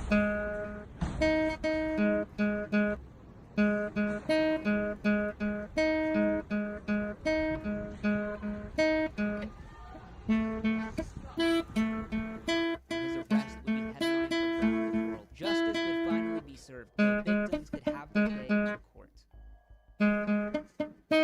As inmate 76180, Jeffrey hated his cell at the Metropolitan Correctional Center. It was cramped, it was dark, infested infested with cockroaches. He wasn't showering. His hair was a mess. Now, in typical Epstein fashion, he would use his wealth to play by his own rules. He paid numerous lawyers to visit the jail for up to 12 hours a day, giving him the right to meet them in a private room. But outside that meeting room, the general population, it didn't take long for the other inmates to find out how wealthy he was. So Jeffrey would devise a strategy to avoid being preyed upon by the other inmates. He would deposit money into the commissary account. Now, Epstein's attorneys claimed that this new indictment was a little more than just buyer's remorse from the government, who had been embarrassed by the plea deal that they gave a decade earlier. And they were convinced that all of this was going to blow over and Jeffrey was going to be a free man. So trying to make life a little easier for Epstein, his attorney submitted a request for him to be on house arrest until his trial. He would pledge his entire $559 million Ford Pass collateral just to be on house arrest. We're not even talking bail. And the judge denied it. Jeffrey was found on the floor of his cell with marks around his neck. His cellmate Nicholas yelled for the guards. They cut the bedsheet around his neck and he was transported to the hospital where he was revived, discharged, and sent back to the jail. But now, on S1, Jeffrey told the guards that his cellmate had assaulted What a him. tub of lard, man. This story Look at that is guy. highly doubted by the other inmates and the guards because it was just an How many excuse cheeseburgers to do you think he avoid being could put on eat? S-Watch and to gain some sympathy from the judge. There's no evidence of that. On duty. Now, why would you want to avoid S-Watch? You're put in a solitary room, you're naked except for a paper smock, the lights are on 24/7, the place is miserable. Jeffrey would meet with the prison psychologist every day until 6 days later when he was taken off S-Watch. A week later, Epstein signs in his last will and testament. It would bequeath Epstein's assets, everything he had built in his life, to the 1953 trust. And according to the will, Epstein was worth $577 million. Manhattan Mansion, $77 million. Mansion in Paris, $8.6. New Mexico Zora Ranch, $17 million. Palm Beach Mansion, $12 million. And his island, $68 million. Now, like I said earlier, Jeffrey and his superstar team of attorneys had remained very optimistic about this case until August 9th. The lawyers crowded the plastic chairs in the meeting room with Jeffrey. The courts had just released a cache of previously sealed documents proving all of the disturbing details about the accusations against him. Jeffrey was done. Any hope of him getting out was gone. He was going to live the rest of his life in prison. A few hours later on the overnight shift, only 18 guards were watching the jail of 750 inmates. And that night, Epstein's bunkmate was transferred out and placed in solitary confinement because of a phone on him. And Jeffrey's last meal would be a baked ziti and tofu pasta. As the guards were delivering breakfast to all the inmates, they discovered Jeffrey in a cell unresponsive. They'd used the bedsheet around his neck like he had before. The worker hit the alarm, the staff cut the bedsheet and tried to do CPR, but an hour later, he was pronounced dead. It wasn't too long before news had spread all over the world. Breaking news this hour, officials say multimillionaire Jeffrey Epstein has taken his own life. How could one of the most high-profile prisoners of the last decade commit suicide? The FBI would be called in to get to the bottom of this. Now, Jeffrey's death would trigger a wave of outrage and conspiracy theories. According to one poll, 48% of Americans believe Epstein was murdered. Now, some people speculate that it was the Clinton family or his President Donald Trump. The meme, Epstein didn't kill himself, spread like wildfire across the internet. And Epstein didn't kill himself. Now, this is a personal anecdote. He didn't. When Jeffrey Epstein first died, I thought he was murdered. I was convinced of it. Everyone was talking about it. The evidence I saw, that was it. Until I did the research for this video for the last 5 months. I truly believe that Epstein killed himself. And I'm going to state my case. Now, MCC, the jail he was held at, is nicknamed Little Gitmo because the conditions are that bad there. The cells are leaking with human excretions because of the terrible plumbing into the cells. One lawyer said the mice there eat all of his clients' papers. Now, MCC had a staffing problem, a major one. They were so pressed for guards that they would force teachers, nurses, and cooks to step on in. The jail was designed to hold at maximum 480 inmates. It was 750 by the time Jeffrey got there. And there was just 18 guards for the entire place. Now, just to get a sense of how badly run that jail was, it was shut down last month because of all these problems. That's how bad it was. Now, one of the biggest mistakes was the decision of the prison psychologist to end the S-Watch for Epstein after 6 days. According to some forensic psychologists, they say the usual time is about 2 to 3 weeks on S-Watch, not Epstein's 6 days. Now, that night, the guards on his block should have checked this for Epstein every 30 minutes. But they stopped at 3 3:30 a.m. because they fell asleep. The 2 guards watching the entire block were working a 16-hour double shift, and they had falsified the records to make it look like they had checked in on the whole block. So these 2 guards would actually be charged criminally, like months later, for falsifying all the records. And it came out during the court case that they were often on Facebook, looking at Craigslist ads, and they had it on video of the guards sleeping. Now, the camera is a source of a lot of conspiracies. There is some weird stuff. So they have footage of the cell block row. No one can be seen entering or exiting Jeffrey's cell. But it was the camera facing the cell that was off. Now, the jail first said that they had the footage, and then when it was exported to be used in a court case, the IT staff had recorded the wrong floor. So the footage essentially got erased. So broken or faulty cameras is such a big issue right now within our own prison system that in 2016, the DOJ published a report about all of the deficiencies within the security camera systems.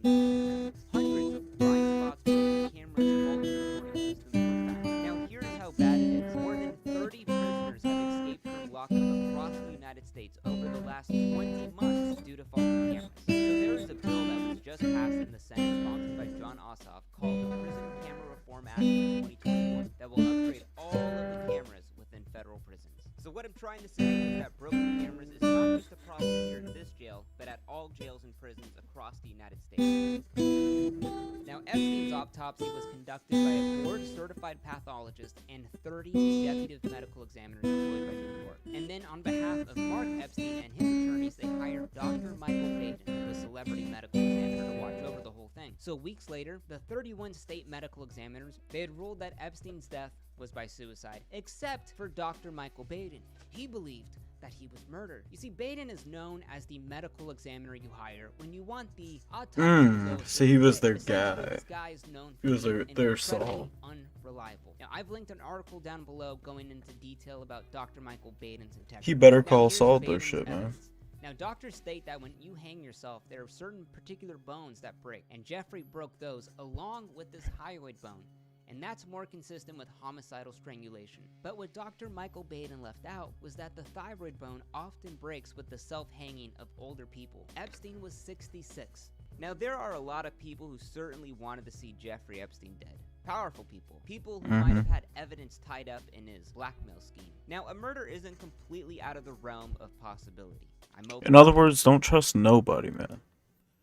I think all these predators, they need to get... Well, I don't think they should be executed, but I think they should be put through everything they put their victims through, man. These people that sexually traffic women and boys and men and girls. Everything, man. The Kill Tony pre-show.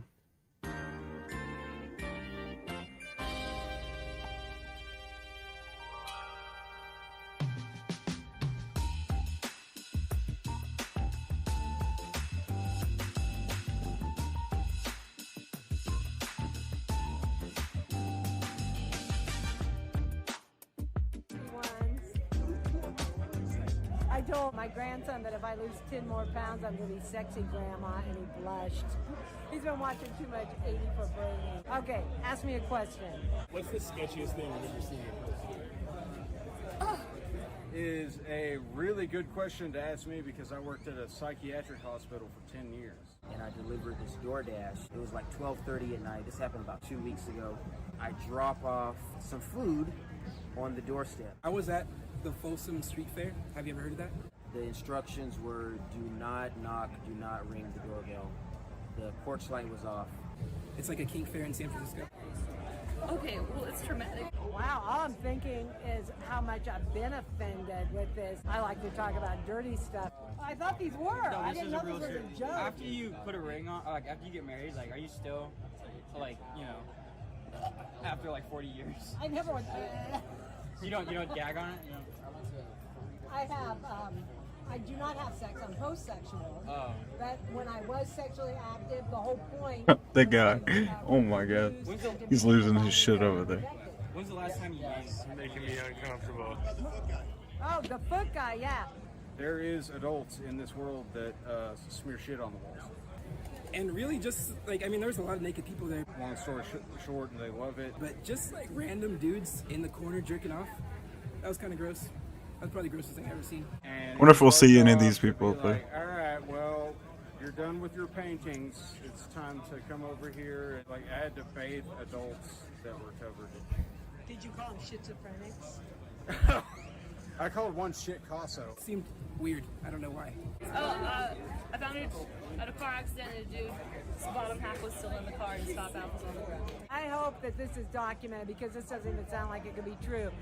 Alright, yeah, that's I was gonna go because I when, wanted to forget it, so I figured I should be honest. I was just gonna go when I watched a homeless lady shit in the street and then walk away without even taking off her pants. What made you decide to go there? I thought I was gonna have a three-way. Yeah, I thought I was gonna have a three-way, but it turned into like a six-way, and it was overwhelming. And yeah, it was that. Like she just like moved to the side, shit, and then walked away. What the fuck? How was it overwhelming? The second year part where I said six-way. Because most of them would just like smear it everywhere. This guy like actually took time to make like little turtles and little what. Enough said, dude. That's a lot of energies. Like he took his turds and actually made a little turtle one time, and I was actually kind of impressed with it. Still, at the end of the day, we give you clay, like we give you everything you could want to make that, but you choose your shit. It was overwhelming. If I had known that that was going to be the case, maybe I would have been prepared for it or something. But I was expecting me and 2 chicks, and it was like me and 4 chicks and another dude. And I don't know, man. I wasn't ready. But you choose your shit. What, in your view, would have been the reasoning behind them choosing the shit over the clay? I think that it was just what he was comfortable with. He was like, if I'm going to be doing this, it's got to be authentic. It has to be from the soul. From the soul or from the soul? Both. The soul hole. So I put the Soul food hole. on the porch, and I'm walking off, and the guy I hope we comes see out some of the these door. people on Killtone tonight, man. Looking for trouble, making trouble. Where? And earlier at the very beginning of tonight in the alley. And I said, "What's up?" to him. He says, "What's up?" And he was riding a bike at first, and you could just tell he was looking to start something. So I'm walking down the stairs, and the dude hits me with a staff, like a bow, like he was Donatello from the Ninja Turtles. And so I was minding my own business, and all of a sudden he just comes from out of nowhere, and he starts petting my Knocks feet. me off balance, and I'm careening off the steps, and I bust my head on a concrete wall in the yard. And you see that scar right there? It was like, it was busted wide open. Damn. And so, Ooh. you know, I told him I came here to deliver food. Then he turns around and walks in the house. Which, if it wasn't him, it wouldn't have been. You so said it creepy. happened 2 weeks ago. Turns Look at around his and head. Walks in the house. Which, if That's a So, gash, I told man. him I came here to deliver food. Then he turns around and walks in the house. Which, if it wasn't him, it wouldn't have been so creepy. But he took my feet and just started petting them. Whenever I hit my head on that rock and he was walking up on me, like, I thought he was coming to murder me. So I'm there bleeding. I had to put my shirt on my forehead and drive to the hospital. I got stitches. And it reminded me of when I petted Bruce Springsteen's boots. Oh, hi. How's it going? It's going okay. All right. I was at front and center at Ventura Theater. And his boot was right like at the front of the stage. And I just rested my hand on it. Damn. As creepy, I know. But that's what I was thinking of when the guy was like, he was doing that to my feet. And then he kissed my shoes. Messages keep getting clearer. That I walked in this alley. They got taken down. Damn. Can't believe it got taken down, man. That freaking sucks.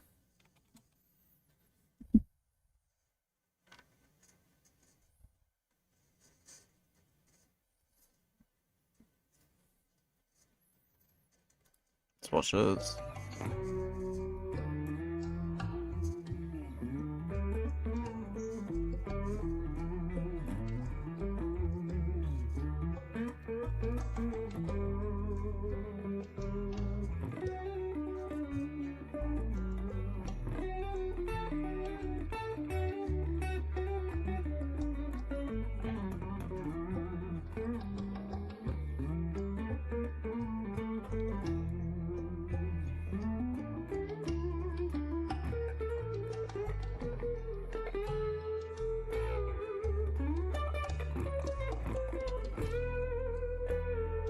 That's evil.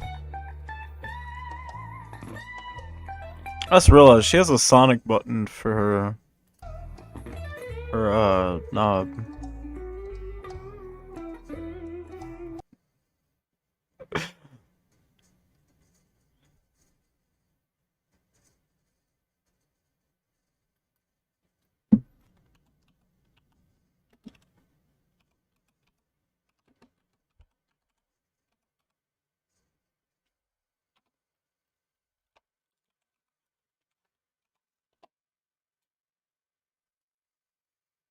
I'm already subscribed. Okay.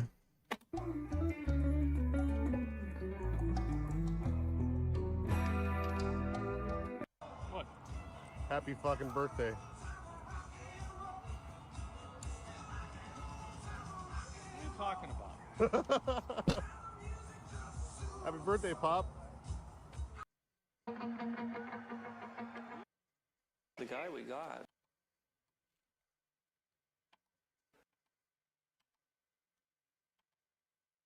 Let's see some guitar, man.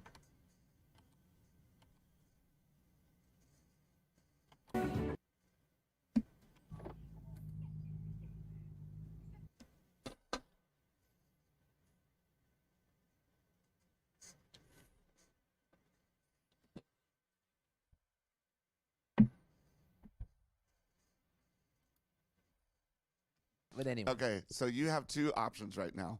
You can either ask us the questions that you want to ask us, or I can tell you the funniest story you've ever heard Well, in what do your you life. reckon? I'm going to chuck these questions out. Okay. Go for it. So, This man can tell a story. Yeah. Okay. okay. So ages I'm ago, in 1998, there was an Ozfest in England at Milton Keynes Bowl.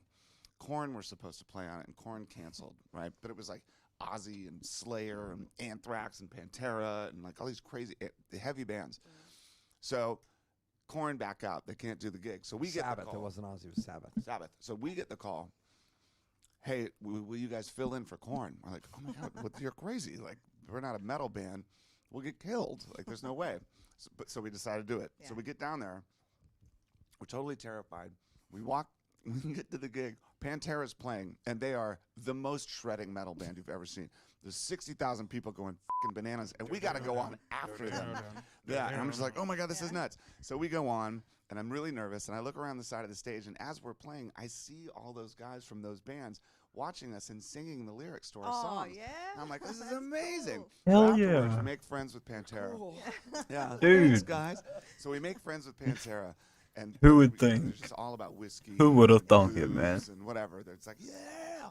So they give us their card. They have their own strip club. It's called the Clubhouse. It's outside of Dallas, Texas. Of course they have their own Of course. strip I club, mean, yeah. it's just Who what doesn't you do. anymore? So we're like, he's like, man, and they're from Texas. So like, Yeah. anytime y'all are in Texas, man, you got to come down to the Clubhouse. It's great.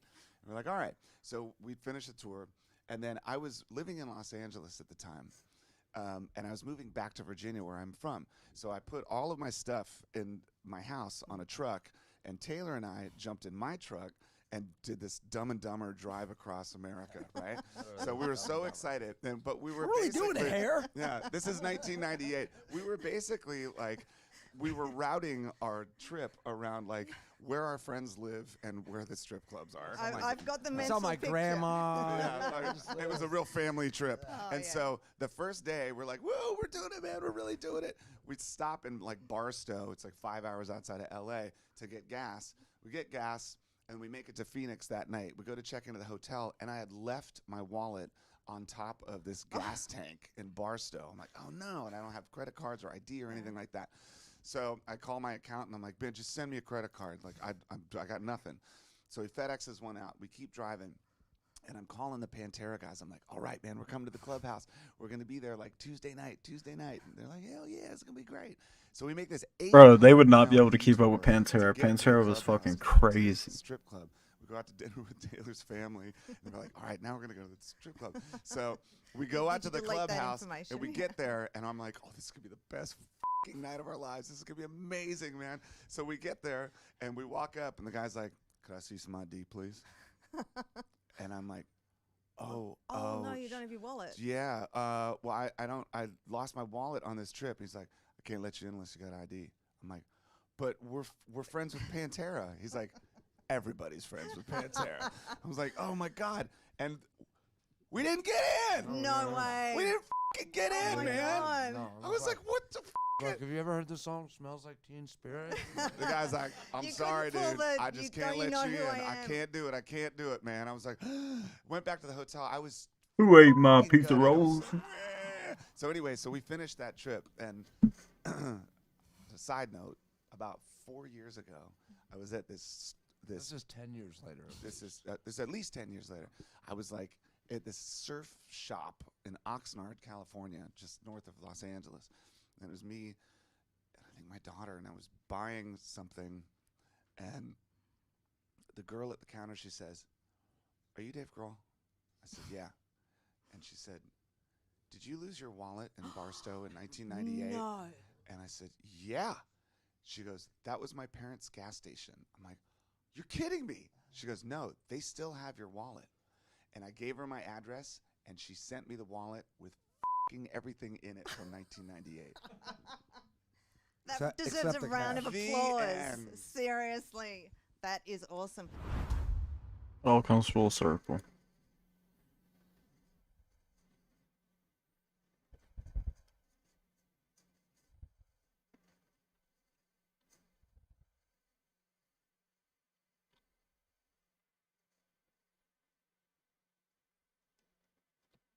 How long have we been live for? 2 hours almost? I'd say that's pretty good. I'm gonna head out. Video coming out tonight, by the way. Probably like 7:30, maybe?